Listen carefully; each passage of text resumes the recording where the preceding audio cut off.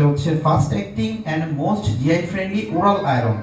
Madam আপনারা জেনে থাকবেন যে আসলে আয়রনগুলোর মধ্যে ওরাল আয়রনটাই সবচেয়ে বেশি প্রেফার করা হয়ে থাকে। এখন এই ওরাল আয়রনগুলোর মধ্যে কিন্তু মেজর লিমিটেশন যদি আমরা বলি, দেখা যাচ্ছে নাউসিয়া, ভমিটিং বা কনস্টিপেশন, যার কারণে প্রায় সময় হচ্ছে পেশেন্টরা এই আয়রন প্রিপারেশনগুলো কন্টিনিউ করে না, ইভেন দো আপনাদের সাথে অনেক সময় শেয়ার না করেই সে আসলে ডিসকন্টিনিউ করে থাকে। ফলশ্রুতিতে তার যে আয়রন লেভেলটা, তার যে হিমোগ্লোবিন লেভেলটা বাড়ার কথা থাকে, সেটা আসলে এক্সপেক্টেড লেভেলে বাড়ে না। তো এই প্রবলেমগুলোকে অ্যাড্রেস করেই ওয়ার মার্কেটে আসলে এই ফেরিক সাইটের প্রিপারেশনটা আসা। তাহলে আমরা যদি একটু দেখি যে ফার্স্ট অ্যাক্টিং যে কথাটা আমরা বলছি, সে আসলে কিভাবে এনশিওর করছে। So Orofer ensures faster haemoglobin level, এটা দেখা যাচ্ছে যে বাজারে যে আয়রন প্রিপারেশন গুলো পাওয়া যায় সেগুলো হচ্ছে ফেরাস ফরম্যাটে থাকে।